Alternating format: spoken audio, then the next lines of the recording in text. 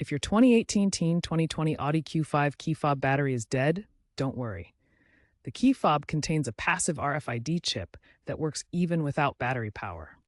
The passive RFID chip remains functional and allows the car to detect the key fob when it's close to the ignition. First, detach the mechanical key from your key fob by pressing the release button. Use this key to unlock the driver's side door manually. Once inside, press the brake pedal or clutch if it's a manual transmission. Then press the engine start-stop button on the dashboard.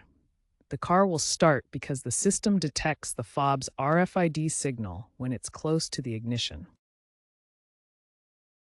While the push-start bypass works, prevent future problems by monitoring your key fob battery regularly. Consider aftermarket battery monitors that alert you when power is low, or switch to rechargeable fobs that eliminate battery changes altogether.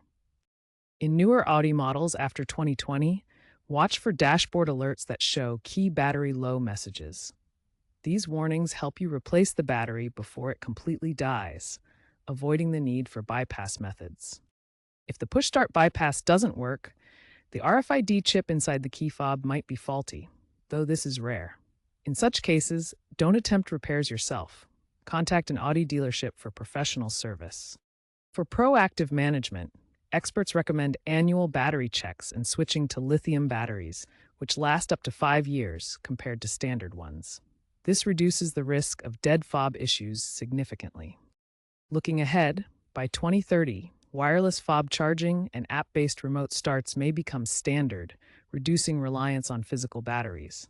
For now, mastering the mechanical bypass ensures you're prepared for any key fob issues.